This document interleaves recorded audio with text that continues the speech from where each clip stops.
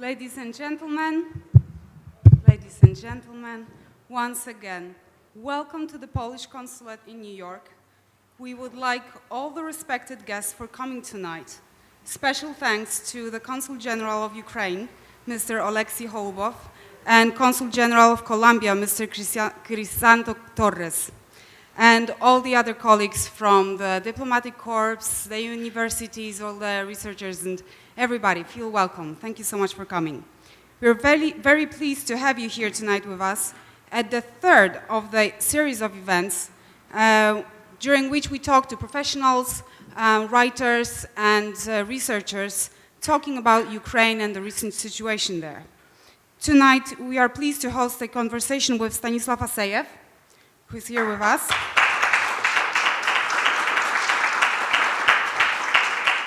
Who in recent time is the most known for his reports from Russia-occupied Donbass, and also for his long imprisonment by the pro-Russian militia.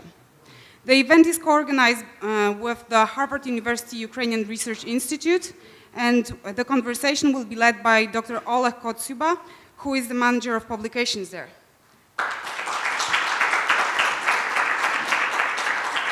We wish you an inspiring event, and now I would like to welcome to the stage the host of tonight's gathering, Consul General of the Republic of Poland, Mr. Adrian Kubicki.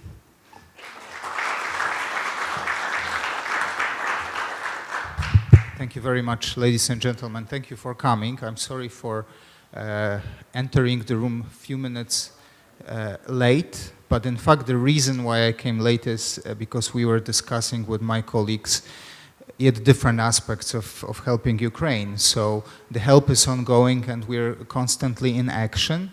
And as you know, Poland is involved in helping Ukraine in so many fields, actually in all fields. Some of them are very pragmatic, like providing shelter and help to many Ukrainian people who came to Poland looking for a safe place to stay for the time of war. Also to provide different sort of supplies and help that is sent through Poland, from Poland and through Poland to Ukraine. As a matter of fact, Poland has become very recently, I think, the major hub for help that is sent to Ukraine. And particularly here in the United States of America, we find our mission here at the consulate more in the aspect of the actions that are more informative. Because we think that, and we believe that one of the biggest threats for the ongoing conflict is that we might at some point start to think of the Russian aggression on the Ukrainian soil as something, one of the daily routines, something that might at some point make us indifferent. And as long as the Ukraine is making headlines, hopefully with all the signs of victory, but as long as Ukraine makes headlines, we can be sure that the help is provided and the American public, which as we know is very important and very crucial in all aspects, continues to also being involved in providing Ukraine with everything what they need, all the tools and supplies they need to continue to stand against the Russian aggression. And we know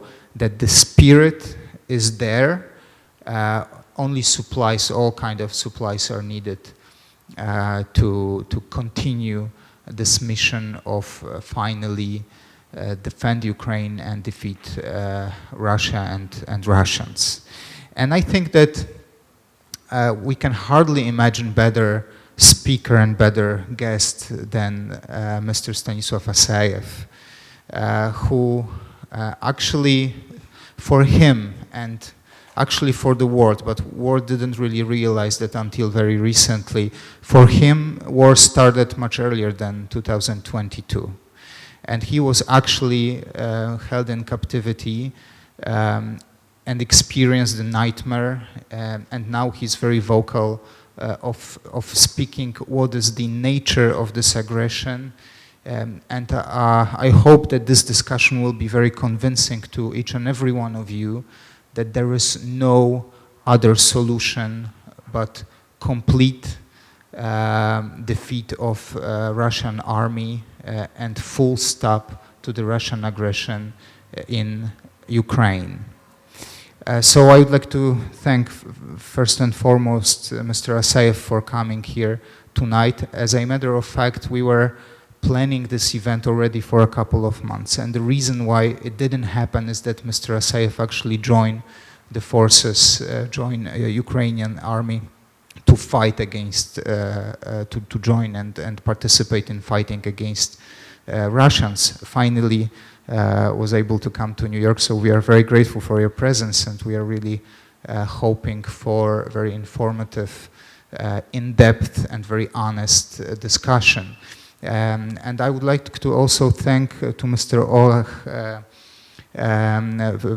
Professor, for arranging this meeting and the previous meeting we have had representing Ukraine at the Harvard University. I think we can say that we joined this mission in providing the first-hand information to Americans of all to get a better understanding of Ukraine, but also for the region, because we both stand, Ukrainians and Polish people stand for the Central Europe region, which has become over, I think, recent months, but also over past years, one of the most strategic and one of the most important spots in terms of the global security. And as we all know, Ukrainians are not fighting only for Ukrainian people and for Ukrainian nation and for the state of Ukraine, but we do believe that they do fight for the free world. And we must do everything what is possible to help them. In that respect, I would like to thank my dear friend, Consul General of Ukraine, Oleksiy Holubov, for coming, for participating in tonight's event.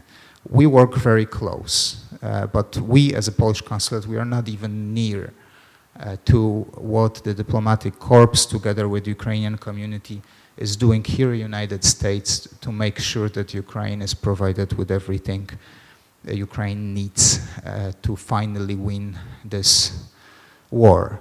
I would like to wish you a wonderful evening. Unfortunately, I won't be able to stay long, so I will have to leave very soon, but I'm very happy and grateful that I was able to open this discussion. Again, thank you for coming, and please follow us because we will have another events coming, and I can promise that our support to Ukraine will be continuous. Thank you very much.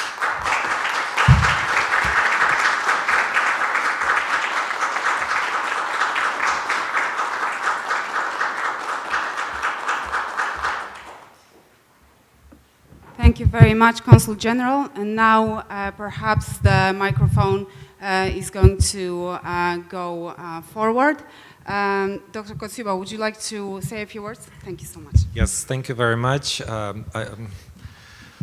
I think it's only appropriate to start with the words of gratitude to everyone who has helped Ukraine so far. And as we all know, Poland and the Polish people have been our #1 ally in fighting against this horrible, horrible war that has been unleashed on Ukraine.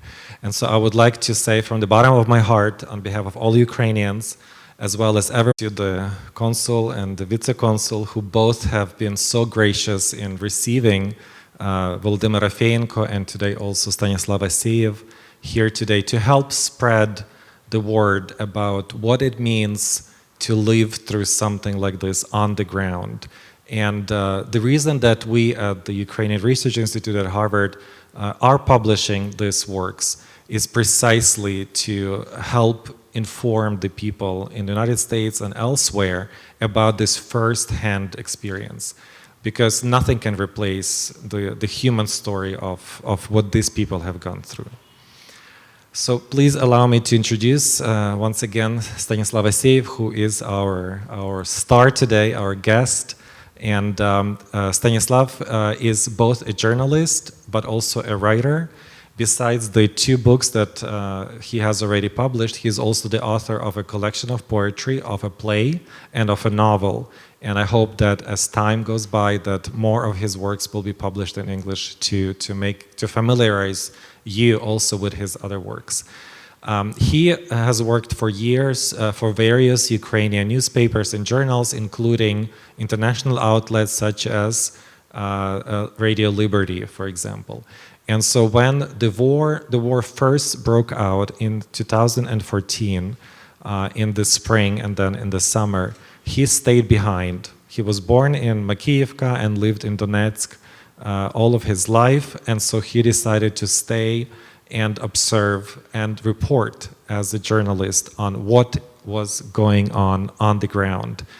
And what he described was published in the Ukrainian press. And at that time, it was absolutely unique because there was such a dearth of information coming out of the occupied territories. No one really knew what was going on. And so he used a pseudonym, a pen name, in order to protect his own identity and his own family. And he was able to publish those short reports. Later, those reports were published as a book, both in Ukrainian and in English. It's in isolation. And so isolation in this particular case was really a metaphor for the kind of the feeling of being cut off after the war started in the East. And unfortunately, what happened, it was precisely for these reports, before they were published in a book form, that he was accused of quote-unquote spying and all of the other things, and later given 2 15-year terms in the so-called Donetsk People's Republic. So what happened after that, after he was captured and held, that is what is described in the second book, which is entitled The Torture Camp on Paradise Street. And it's a translation because in the Ukrainian original, the street name is actually called Svitlый Shlях, or the light path. Of course, it's a communist metaphor for the kind of the path forward to communism, right? But it has this ironic meaning to it, right? Things that were happening there are very, very dark. There's nothing light that was happening at that address. And what is located there is a defunct factory called Izolyatsiya. And that factory was used to produce, in the Soviet times, insulation materials. And so after the outbreak of the war, the forces, the Russian-sponsored separatist forces, as well as Russian forces under the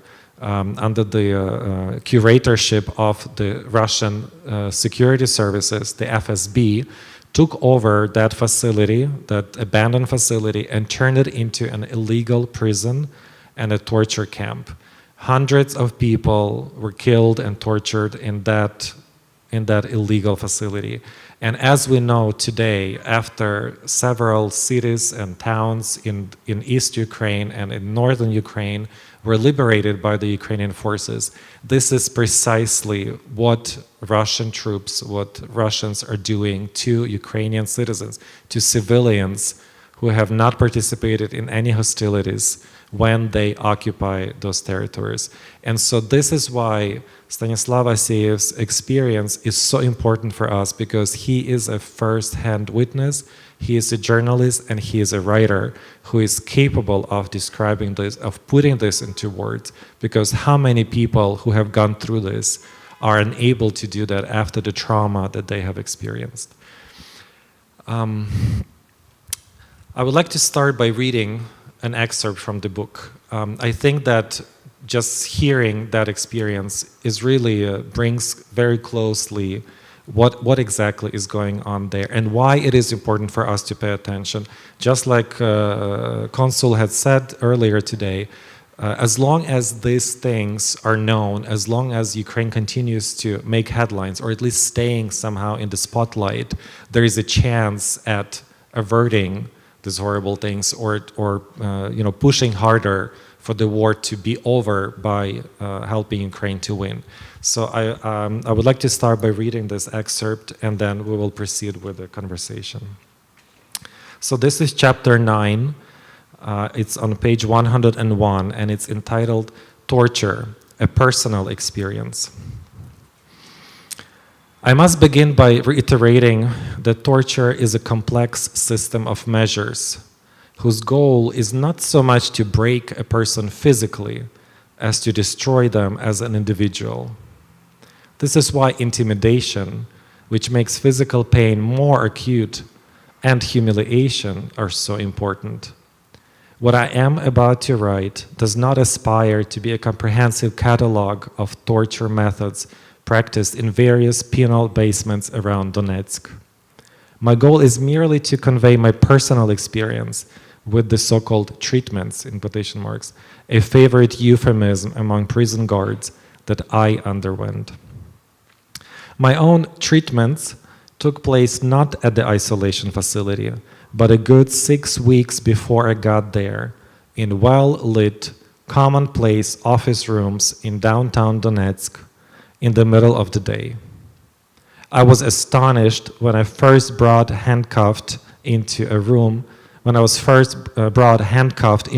like that and made to sit on a chair next to a window that opened onto one of Donetsk's main boulevards. A few minutes later, man would attach electric wires to my thumbs and send a charge through them. But the rest of the day would remain just as ordinary. There would be no darkness in it, no terrifying basement cells like those where my future fellow inmates would be tortured. I would still see the trees outside. They even took the hood off my head.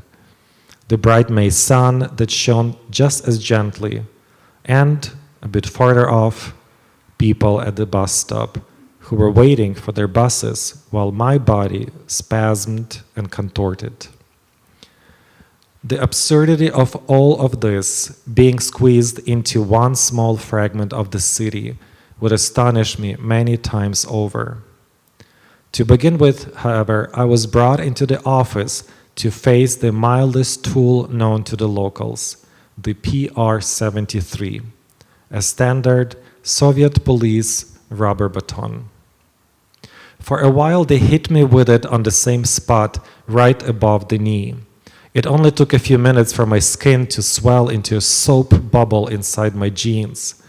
In isolation, they called people who underwent this type of torture stoplights, because their entire bodies became a single purple bruise, which later turned yellow and finally greenish. I remember the guards once returning a man to the cell next door and just placing him on the floor. They covered him with a blanket and forbade anyone from trying to move him. He lay there until morning.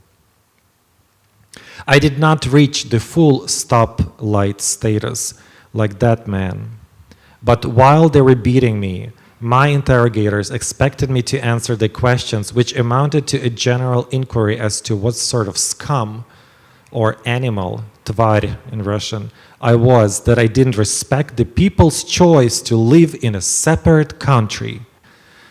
If I hesitated for even an instant or tried to say that I couldn't focus because of the pain, they beat me harder and with greater frequency, so I began to get my taste of the absurd. I had to keep up my end of the conversation while pretending that I wasn't being worked over with the baton. After a brief interaction along these lines, they pulled the hood back over my head and took me to a room next door where they took it off. That's where everything happened. In front of me, I saw 3 men wearing balaclavas and a small video camera. Very politely, using exclusively the formal you when addressing me, they asked me to recite my biography for the camera. The formal address and the politeness gave me the illusion that things might not be as bad as I had thought. In that moment, I had no inkling yet of the scale of the underground torture operation in Donetsk, or of the fact that 99 men out of 100 were tortured in that very building. I started realizing these things as soon as the man in balaclavas shut off the video camera and someone brought in an old-fashioned phone. The phone was a local celebrity, referred to as portable polygraph, in quotation marks, a military-issue field phone with an inductor. A pair of wires came out of the machine, which were promptly wrapped around my thumbs. Contrary to what I had come to anticipate, the first electrical shock followed an apparently innocent question about a specific number stored in my cell phone. I could feel the onset of physical shock from the beating, but I still had enough mental acuity to recognize the number as belonging to my bank. I don't know, I said. I've never called it. That was the wrong answer. An electric current surged through me. Any negative answer would produce another jolt. I deduced this from the next set of the apparently absurd questions I was asked. For example, they next asked me how often I masturbated. Their trick is to begin with questions that are uncomfortable for you, but have answers that are obvious to the interrogator. If you begin to lie already in this phase, the torture will become more prolonged and crueler.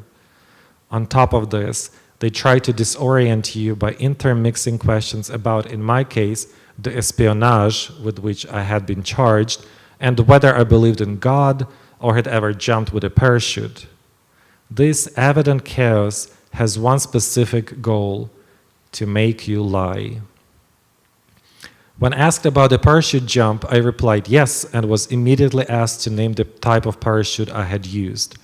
I said ram air, and was instantly electrocuted and hit on the back of my head with a hard object, while the interrogator shouted, "Liar!" Clearly, these people had no way of knowing the actual facts of my parachuting experience, nor did they care about them. What they wanted was to make me change my answer so that they could say I was lying and go on torturing me.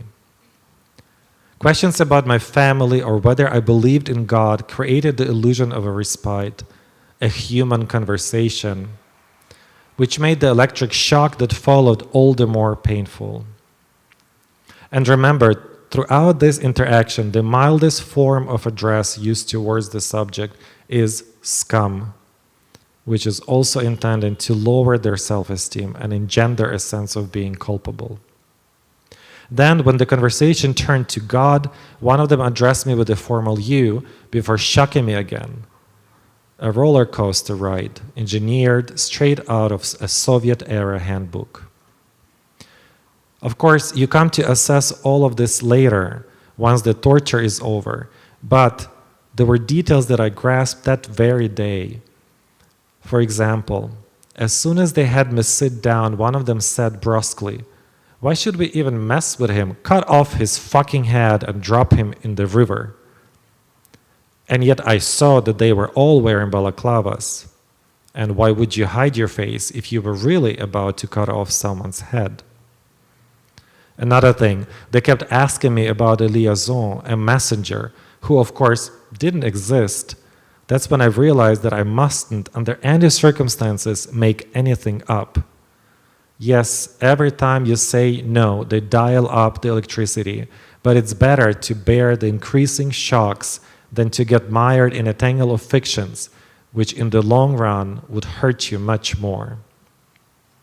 Later at the pre-trial detention facility, I met a guy who, just like me, had found himself on a chair with wires attached to his feet, being asked about his non-existent work for the secret services. He couldn't stand it and made up a major that was running him, even giving this major a name, and suffered ultimately harder and longer before his torturers realized that he had been telling them fiction. At some point, my interrogators told me to quit screaming and promised to cut off my nose if I continued. They followed this up by hitting the bridge of my nose with a hatchet, which turned out to be dull. By then, there was a wire connected to my ear, so I had to answer questions while losing control of my facial muscles. This, of course, made me slur my words, which prompted one of the interrogators to increase the voltage. I got shocked, among other things, for having written a novel that included an episode about my trip to visit a French Foreign Legion. These men were convinced that I had been recruited back then and, what's more, only joined because I had, quote-unquote, wanted to kill people.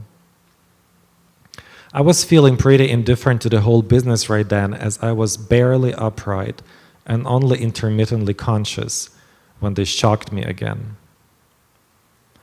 To finish up, they told me that they would take me to a cell where people would, quote-unquote, lower me that very night, that is, rape me. If I wanted to have the safety of a solitary cell, they said I should sign everything they placed before me. The threat, as it later turned out, was not just posturing.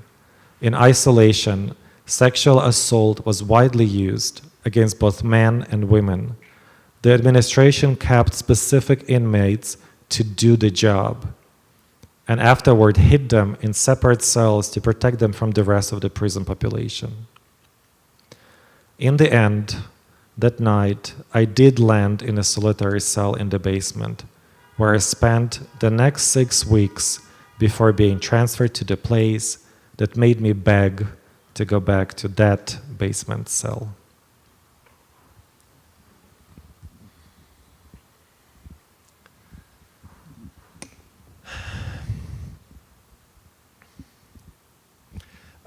Stanislav, I would like to start by asking about the process of writing this book as a beginning. The experiences that you describe are incredibly hard to fathom. It's incredibly hard to just even imagine what you had gone through.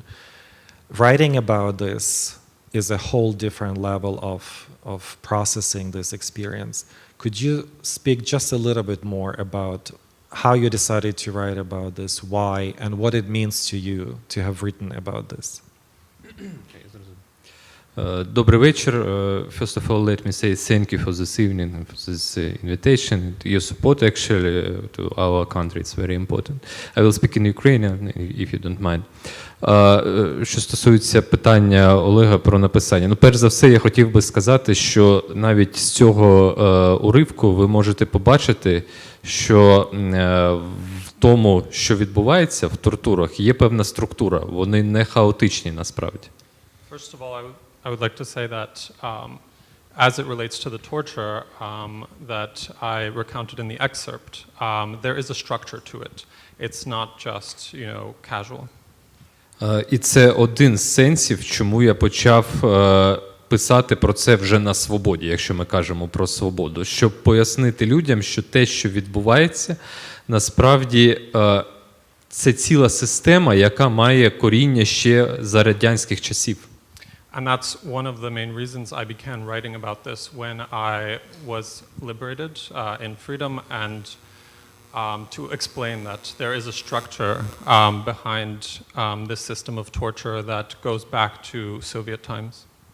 Але писати текст, безперечно, я почав ще фактично в підвалі, коли знаходився от в тому підвалі, про який прочитав Олег, перші 1,5 місяці, де я знайшов невеличку картонну теку, таку папку, так і олівець, і почав записувати свої емоційні, перш за все, переживання. But in truth, I began writing while I was detained in that very basement that Oleg described. I read about in the excerpt in the first 1.5 months of my detention, where I was able to find a little carton with a pencil. На той час і взагалі протягом всього перебування в полоні процес написання текстів був неймовірно потужною психотерапією. Це звільняє від негативних емоцій і переживань, які насправді призводять до глибокої депресії. And in truth, during that entire period of imprisonment, this process of writing served as a release from the pressure of the imprisonment itself, which could lead to things like depression. Мені дозволяли це робити до певного часу. Поки я знаходився в підвалі, взагалі дозволяли, тому що керівництво охорони, яке доповіло про те, що я там щось в підвалі пишу, воно, власне, сказало, що нам байдуже, що ти там пишеш. Вони, мабуть, думали, що я взагалі ніколи звідти не вийду, і тим більше не могли собі уявити, що це вийде от в такі вечори. And in truth, they allowed me to write for some period of time, especially while I was in the basement. Perhaps they thought I would never make it out of that basement. And I can't imagine that, they would think that it could turn into something like this. А в ізоляції мені дозволяли писати рік, але, як виявилось, тільки для того, щоб потім всі рукописи відібрати і зрозуміти, що я взагалі знаю і про що збираюсь розповідати, якщо все ж таки вийду на свободу. But in Izolatia, the camp, torture camp, they allowed me to write for a period of 1 year. And I understood this to be because they were to confiscate these materials to better understand what I might talk about if I, made it into freedom. Але оскільки я це передбачав, то, по-перше, я фактично тексти, які я створив в полоні, завчив на пам'ять як вірші. Тому що в полоні у тебе багато часу, і одним з занять, якщо можна так сказати, в ізоляції, це була просто ходьба, так? Від стіни до стіни годинами. І під час цього руху я просто запам'ятовував те, що за день там встиг створити. But as I expected this might be the case with the confiscation of the text, I learned this text, these words, as if they were a poem. Because in truth, in Izolatia, much of what you do is walk, back and forth from wall to wall. So as I walked from wall to wall, I memorized this as if it were a poem.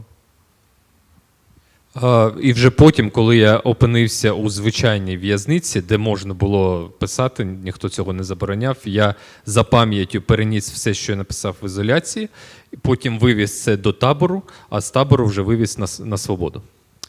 And then when I ended up in a regular prison, I was able to transfer this from memory to text. And then when I made it to the camp and then to freedom.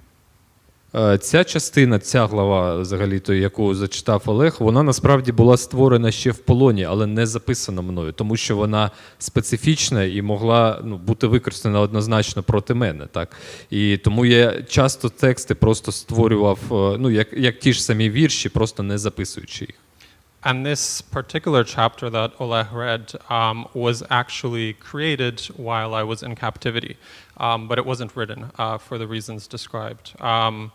So for the specific reason that this specific text would have put me in danger.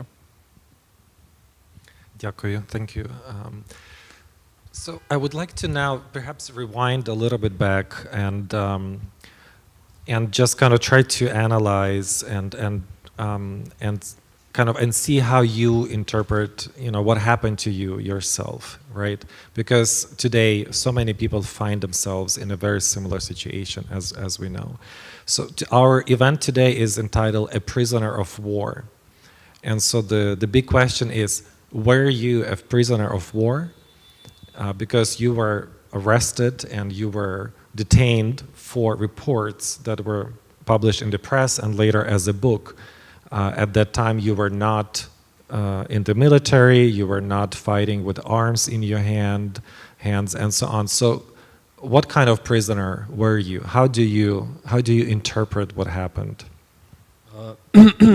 Я думаю, що найбільш точна дефініція – це все ж таки політичний в'язень, тому що я був заарештований перш за все, та й взагалі в цілому за свою політичну позицію, яка висловлювалась в тому числі в текстах. I think the most accurate description of what I was would be political prisoner, because first and foremost, I was imprisoned for my politics, which came out in the form of text.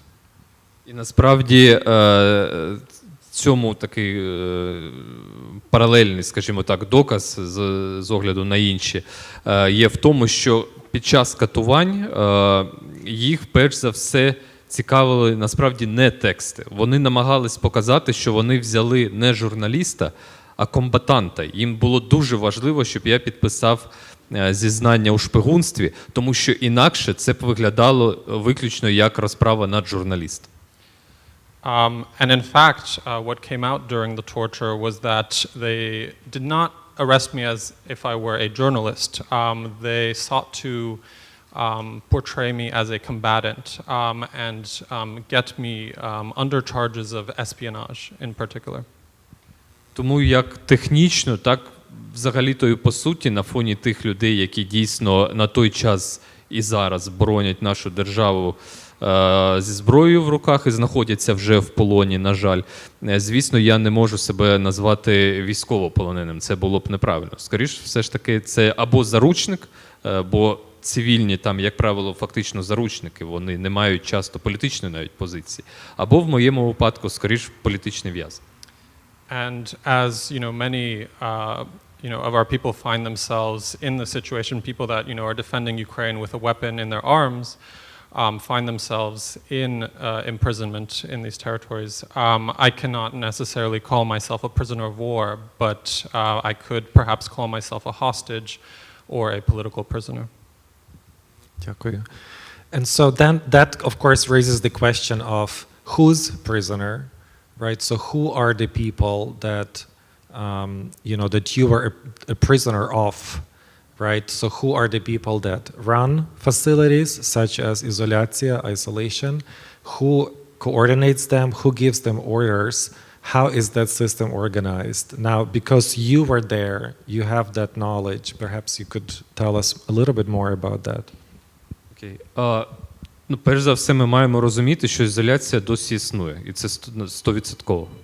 First of all, we have to understand that izolyatsia still exists to this day, and that's 100%. Остання інформація, яка стосується неї у мене особисто, була декілька місяців тому, і ми знаємо, що людина з Маріуполя, яка не пройшла так звану фільтрацію в самому Маріуполі, потрапила до Донецької ізоляції. And in fact, the last info we have is not from me directly, but from a person that is from Mariupol that did not make it through the filtration system and ended up in izolyatsia. Сама ізоляція на момент мого перебування там була каталізатором найбільш резонансних справ на ці дві так звані республіки. Причому дві, дійсно, там були і люди з Луганська. And in fact, when I was there, this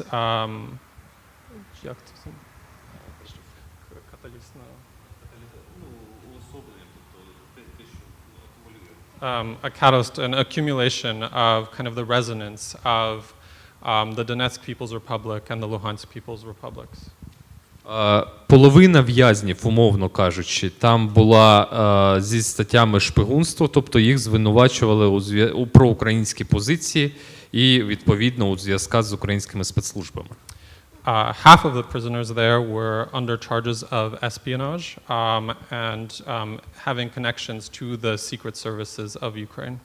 Інша половина – це їхні власні бойовики, як місцеві, так, до речі, і росіяни, найманці, які мали високі посади в цій системі і мали високі військові звання. And the other half of prisoners were, in fact, their own combatants, both Russians and locals alike, who oftentimes had very high positions. Їх, насправді, я про це пишу в книжці, катували ще жорсткіше, ніж нас, тому що до них взагалі не було справи нікому. Ті, хто це робив, розуміли, що ці люди або помруть в тій такій ізоляції, або проведуть вагому частину свого життя, власне, за ґратами. In truth, and I write about this in my book, these people were tortured significantly more severely because perhaps they understood that, there was no one behind these people. These people had no one else, and they might, end up in that system forever. Люди, які катують саме в ізоляції, це здебільшого місцеві, і на сьогоднішній день ми знаємо про них майже все, вони ідентифіковані і офіційно навіть вони отримали підозри. The people themselves that torture in Izolatia, they were locals, and at this point in time we know everything about them, we know their information. Але керувались вони 5-м управлінням Федеральної служби безпеки, представники якого розташовувались в іншому місці, в так званому готельному комплексі Озерний в Донецьку. But in reality, these people were directed by the 5th Command of Russian security services, who were located in a location named Ozero, lake. Насправді їх навіть бачили багато хто з полонених, яких забирали на цей комплекс для роботи, фізичних робот, я маю на увазі. І росіяни там майже не ховались насправді.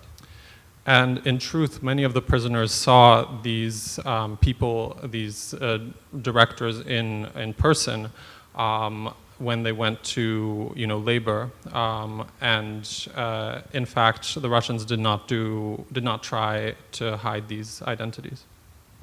Зараз, це мої здогадки, це не факти. Я думаю, що ізоляція насправді використовується як звичайне, я маю на увазі, поряд з іншими місце утримання наших військовополонених, тому що їх така кількість, що тримати ізоляцію в якості спеціального місця для найбільш резонансних справ, в них насправді вже немає можливості, тому що дуже багато наших хлопців, на жаль, і дівчат у полоні.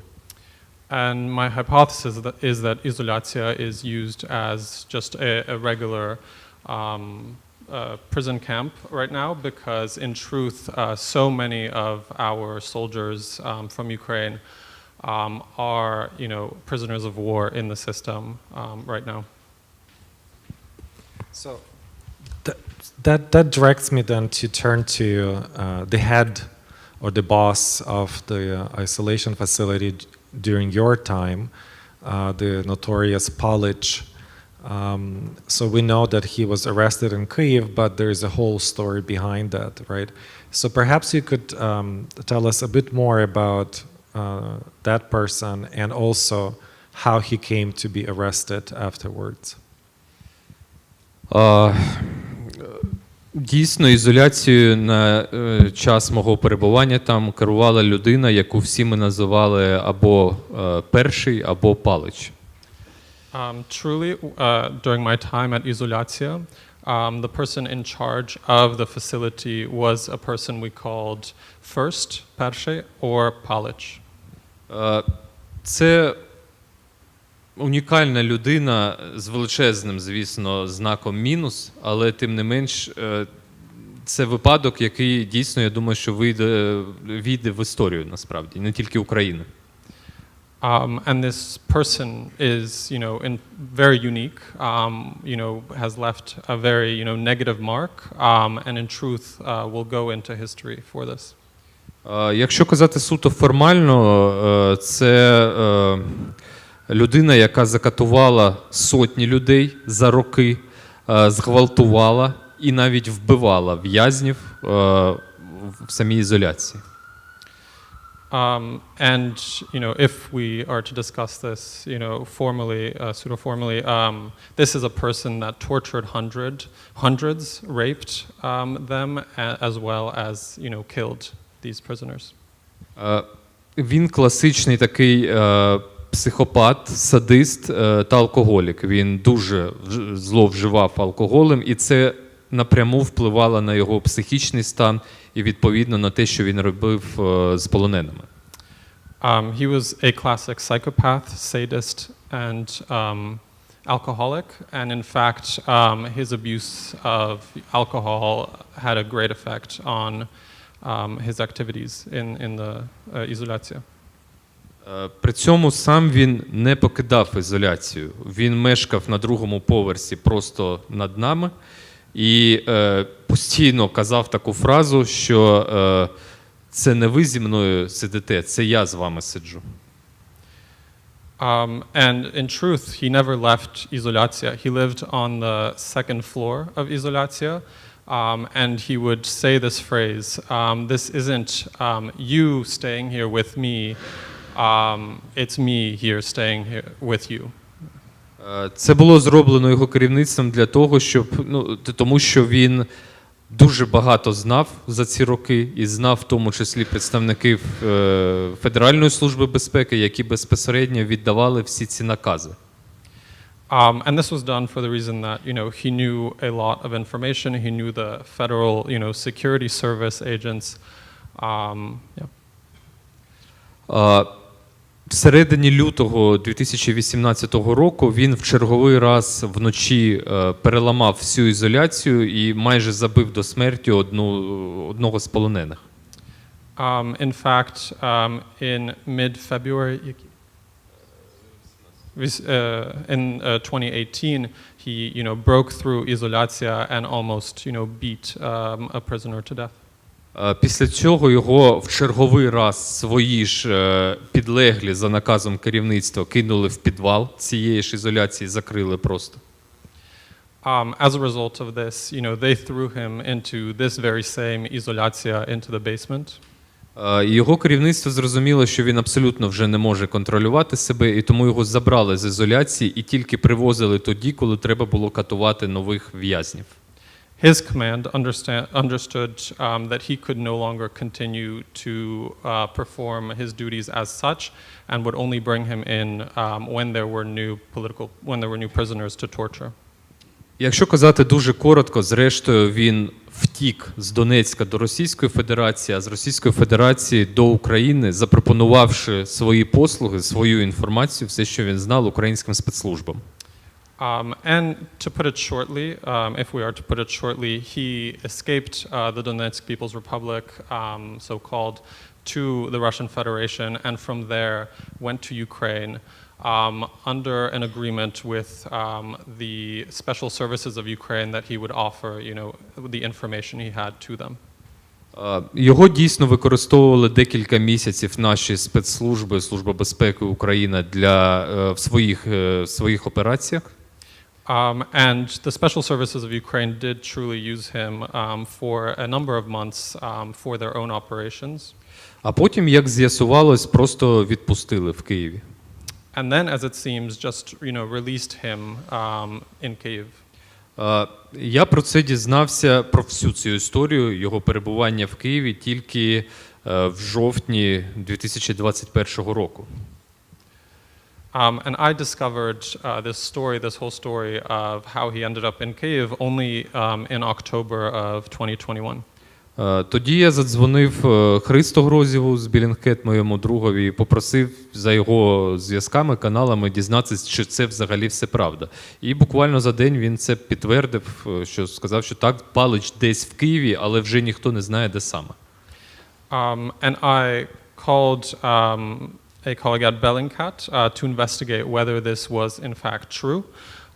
And that very same day, he confirmed that it was true, but we didn't necessarily know where Palic was residing.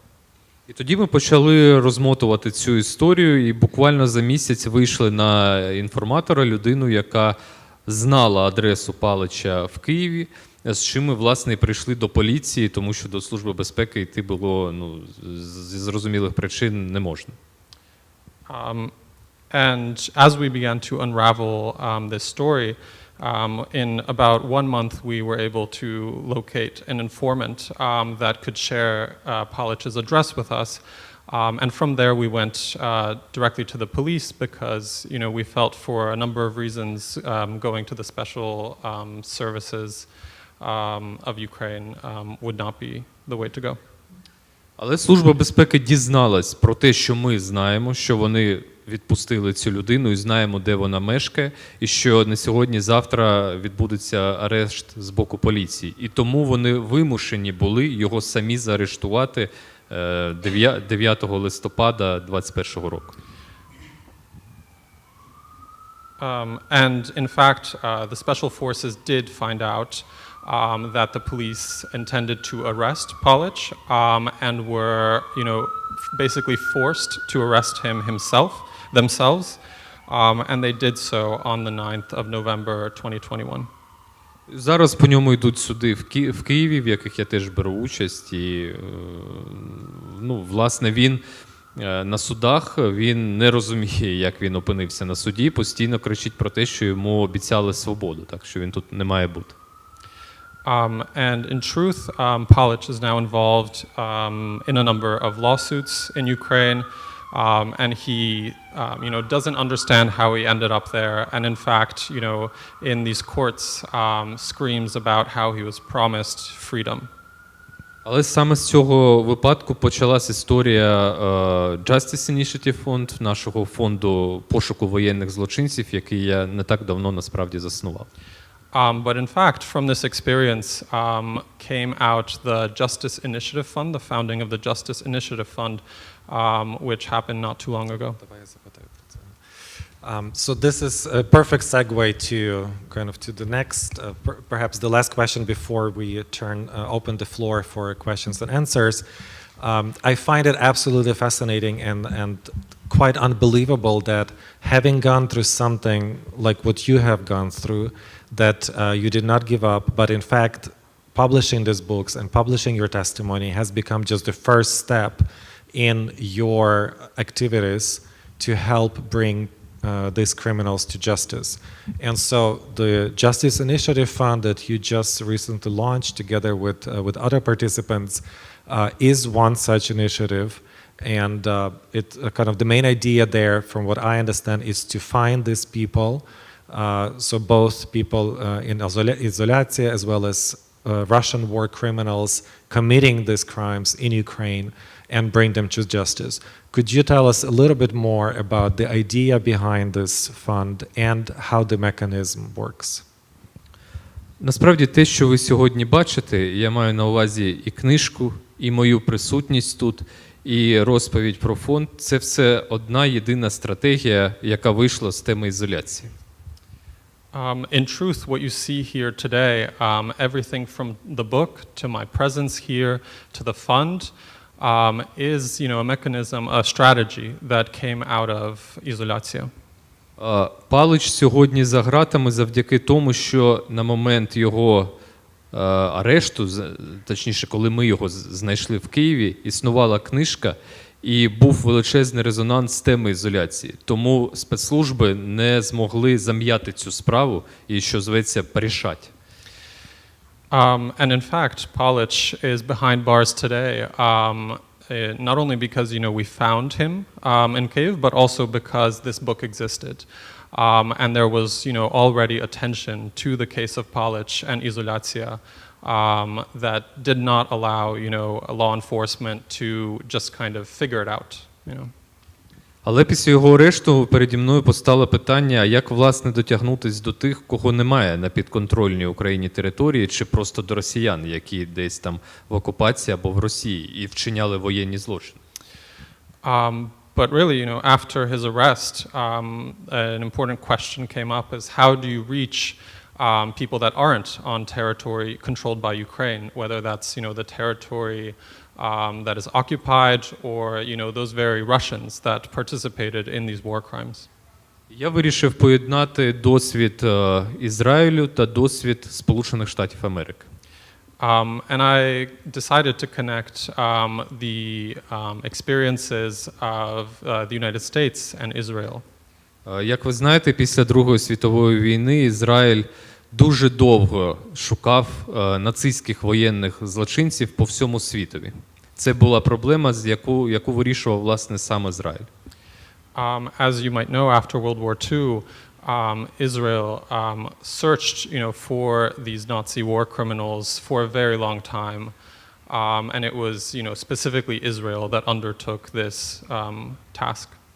А Сполучені Штати мають практику виплати винагороди за інформацію про терористів. And when it comes to the United States, there is a practice of providing these rewards for information about terrorists and their whereabouts. І сьогодні, якщо ви зайдете на сайт нашого фонду Justice Initiative Fund, ви побачите там списки людей, які офіційно підозрюються у вчиненні воєнних злочинів, чи то державою України, чи то міжнародними органами правопорядку.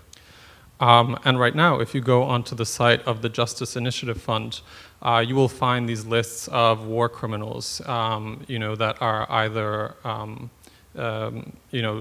identified by the law enforcement of Ukraine or, international bodies to be, war criminals. Під прізвищем кожної з цих людей є дві кнопки. Це донат та, власне, винагорода.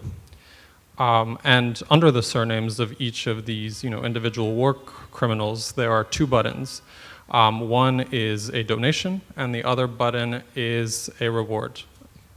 Будь-яка фізична чи юридична особа може поповнити загальний рахунок нашого фонду, починаючи від $1. And any, individual or, legal entity can donate to this fund starting from $1. І сума, яку ви пожертвуєте, одразу відображається на другій кнопці, тобто кнопці винагорода, на загальній сумі. And the sum that you donate immediately translates into the next button, the reward button, under this war criminal. Якщо натиснути на цю суму, то відкривається механізм, яким чином людина може передати нам інформацію по розшукуваній особі. Він абсолютно анонімний і побудований на системі Darknet та Tor-браузеру. And if you are to click on this rewards button, you will be taken to a mechanism for providing information which is completely anonymous and based on the dark web. Гроші ми плануємо виплачувати за одну з трьох позицій. And the money we are able to pay out in one of three ways. Перше, це надання нових доказів воєнного злочину, яких ще немає в кримінальній справі. Наприклад, відеокатувань з ізоляції. The first is for, evidence that isn't already found in the system, in the law enforcement systems of Ukraine, any new provisions of that kind of evidence. Друге, це передача самого воєнного злочинця державі Україна будь-ким в будь-який спосіб. The second format is the transfer of this person to the state of Ukraine by any person in any form. І третє, це інформація, яка призведе безпосередньо до арешту цієї людини, тобто її локація на лінії фронту, чи в окупації, чи в Росії. І цю інформацію, звісно, ми вже зі свого боку будемо передавати спецслужбам. And the third way is to provide any information that leads to the location of this person, whether it's on the front line in the occupied territories or in Russia, and we, from that point on, relay the information to the law enforcement in Ukraine, which then, takes on that information and acts. Тобто ідея фонду полягає в тому, щоб поєднати теоретичну сторону питання про інформування, власне, про самі воєнні злочини з практичною, щоб суди були не пусті, а мали реальних фігурантів, чи то національні, чи то міжнародні трибунали.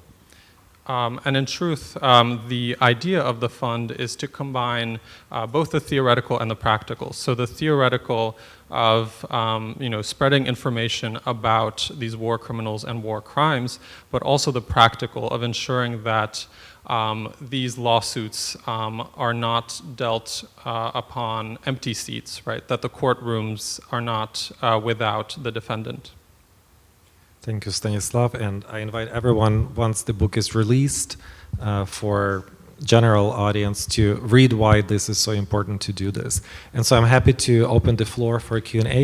Would you like me to do it, or would you like to do it? So, sure, just please introduce yourself and then ask a question. Maybe. Thank you. My name is Alexey Golubov. I'm a Consul General of Ukraine in New York.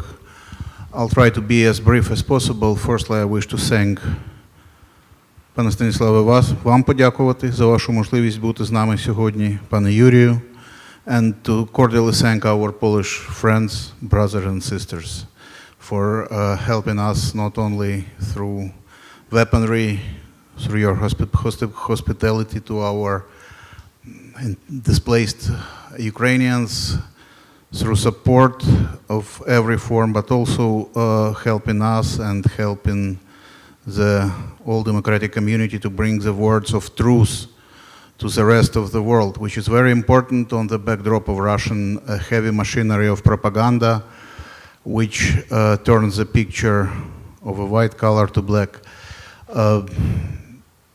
We arrange a number of events, meetings, screening of films, documentary films, which help people to understand what really happens on Ukrainian land now.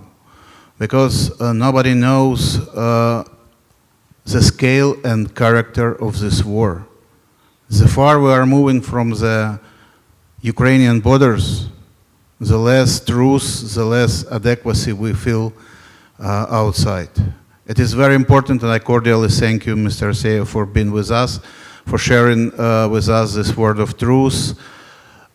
May I ask you one thing, besides your steadfastness and unbreakable spirit, you have some experience, you have an experience actually of contacting different groups of people, US senators, members of parliament, European parliaments, academia, other audiences. What do you think? What is your opinion? Which audience might be mostly targetedly interesting for us to bringing, to sharing, to spreading this word of truth about what is happening, about war crimes, about the nature of this war brought, about the nature of Russism, as we call it now? Which audience? Decision makers, general public, and we should knock on the doors of mass media and those who create actually the packages for cable television. If you could just a little bit deliberate on this issue, we would appreciate. And thank you once again for arranging this event to you all. It is very, very important for us Ukrainians. We will never forget friendly hand offered at this time of hardships for us, Ukraine and Ukrainians. Thank you. Thank you.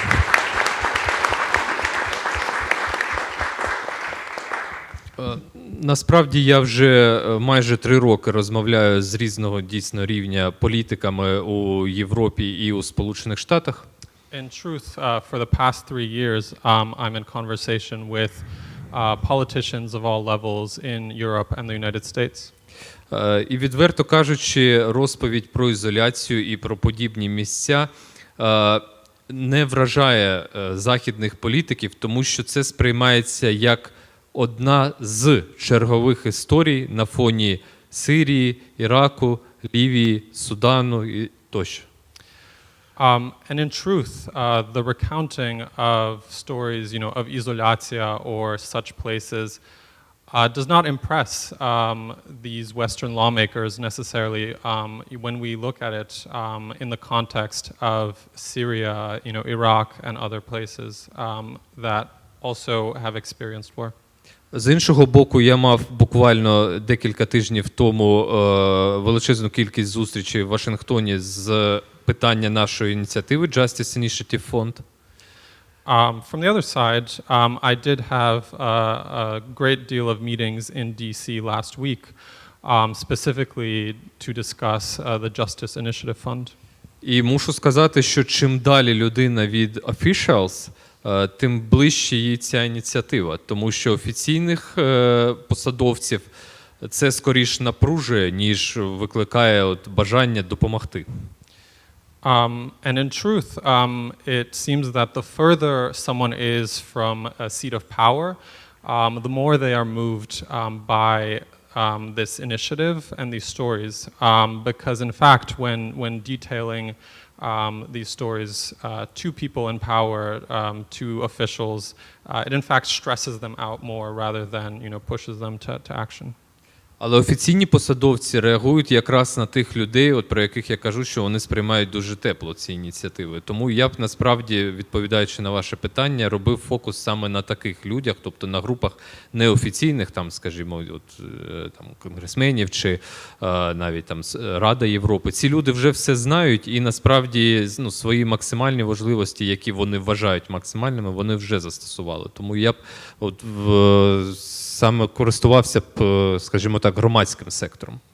And in fact, I would encourage to focus on these groups that, take this more warmly, these civil society groups, rather than the political officials that, either already know everything or feel that, they already know all these details and the scale to which, these atrocities are taking place.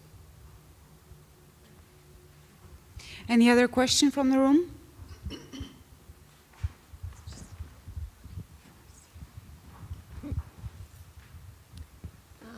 Hi, I'm Danuta Hamlin. I'm from Fox News, but I'm also from Gdańsk, Poland. I grew up there. I'm sorry for your suffering in your nation. I have a slightly broader question. Since you're from this particular region, would you care to share for us whether in your particular opinion, and that's just your opinion, were there many animosities and problems between the Russian population and the Ukrainian populations in the eastern region on Donbass when you were living there? Secondly, if the war is won, will the Ukraine be able to keep these regions? And if they are, what are you going to do about the Russification, as your council phrased it? Will you have to expel the Russian people because, as you pointed out, you were tortured by the locals?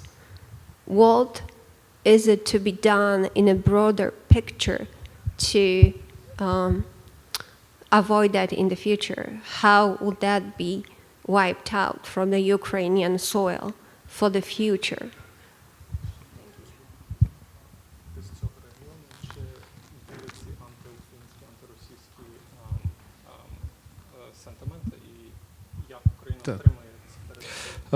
Насправді, майже одна з перших речей, з якої Росія почала свою пропаганду, це питання було російської мови, захист російськомовних.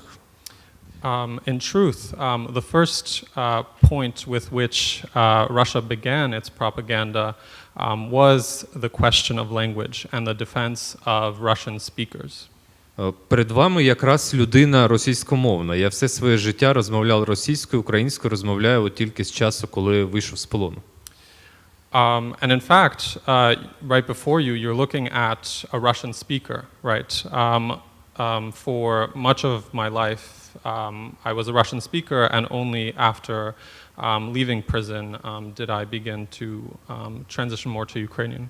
Але це не заважало мене катувати, як не заважало і зруйнувати абсолютно російськомовне місто Маріуполь.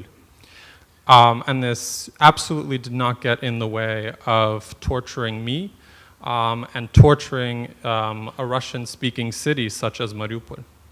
Тому ця риторика Російської Федерації про те, що існував якийсь глибинний конфлікт між українською парадигмою та російською саме на Донбасі, вона була абсолютно штучно в 2014 році нав'язана цьому регіону. And in fact, this rhetoric of some kind of deep divide, deep conflict of this paradigm between Russian language and Ukrainian language is absolutely artificial in nature. Але тепер, на сьогоднішній день, ми маємо величезну проблему, тому що на тій території вже виросло чи зростає нове покоління дітей, які нічого не мають, взагалі нічого не знають про Україну.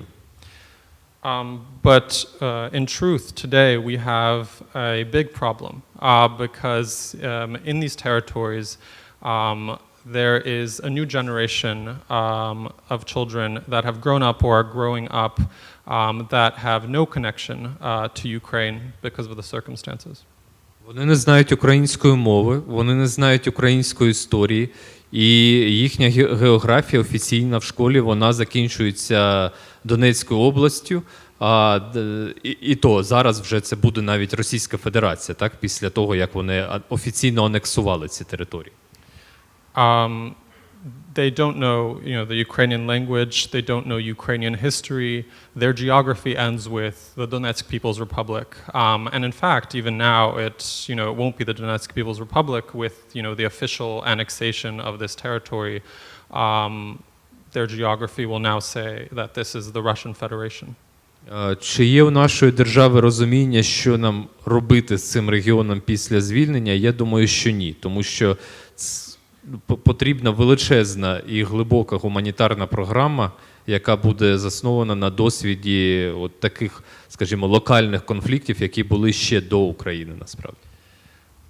So if we ask, does the Ukrainian government have an understanding, of how to address this problem? I believe no, because, it'll take a huge and involved, humanitarian effort based on the experiences of other, local conflicts that have, dealt with similar problems. Але зі свого боку я, наприклад, повертатись в цей регіон не збираюсь, тому що, як ви правильно сказали, я важко собі уявляю, як я буду ходити одними вулицями з людьми, які, якщо не прямо мене катували, то щонайменше підтримували все це, так, і підтримують навіть зараз. Я точно це знаю, так, і вони там і залишаться, насправді, на тих своїх місцях. But when it comes to me, I do not intend to return to these regions. I cannot imagine, walking the streets with, the same people that, either tortured me or supported this torture. And these people that did support that torture, they will remain, even after this territory is returned. And I believe, no, I think that you wanted to ask a question. I did have a question, though. What was that? Oh. Hi, well, just to introduce myself, my name is Janelle. I work at MWW, which is a global PR firm. I was figuring out how to really phrase my question because one thing that I learned on my journey of just understanding what's happening in Ukraine and the conflict that's going on and just, reading some of your work, there's so much more going on beyond what a lot of Western civilians and regular everyday people understand, that this kind of goes even beyond like politics and even just government, but also the fact that this is more of like also a cultural resistance, and it's been happening over a very long period of time. And so I wondered if, is there something you wish, like a key takeaway about the Ukrainian identity and the Ukrainian people that you want those in the West to understand?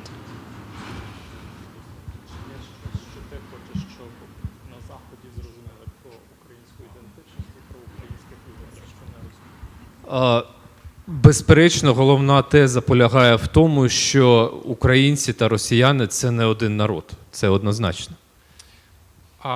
In fact, the main thesis is that the Ukrainian people and the Russian people are not one people. Я думаю, що це одна з головних проблем на Заході, коли є певне політичне, етнічне та культурне ототожнення України, сучасної України та Російської Федерації, яке йде, власне, з радянських часів. And I believe this is one of the biggest problems when it comes, to the ethnic, cultural, and political understanding, which, originates, from Soviet times. І саме з цього виходить друга проблема, коли багато хто на Заході з політиків думає, що це місцевий, регіональний, їхній, в лапках, конфлікт. Вони між собою мають розібратися. And from this, comes the second problem, this understanding that, this is a regional conflict and that, these two entities, need to figure it out between themselves. Парадокс полягає в тому, що якби вже не існувало України, і ми дійсно би програли, як очікували на це росіяни там за 3 дні чи за тиждень загально по державі, то це вже би напряму торкнулось найближчих країн НАТО, це таки Польща та Литва, Латвія. Росія би абсолютно інакше дивилась на ці країни, якби Україна програла в перші дні. Тобто це був би насправді вже світовий конфлікт в формальному сенсі. But the paradox of this lies in the fact that, had Ukraine lost, had Ukraine ceased to exist, after 3 days, after a week, as the Russians were predicting, this conflict, would have touched the West. It would have touched members of NATO, Poland, Latvia, Lithuania, and in fact, this conflict would have become a world war because Russia would have now looked at these countries differently. А парадокс, власне, полягає в тому, що завдяки українському спротиві ми це, слава Богу, не побачили і, сподіваюся, не побачимо. And the paradox lies in fact that because of the Ukrainian resistance, we will not have to see this scenario play out. Ladies and gentlemen, thank you so much. We will now finish the official part of the event. We are not finishing the event though, so please don't be alarmed. We are continuing the evening, and we have a small wine reception to which you are all welcome. Please stay with us. Please, let's just continue the conversations. Stanislav, Oleg, everybody's staying, and we can just continue on. Thank you very much once again. Thank you.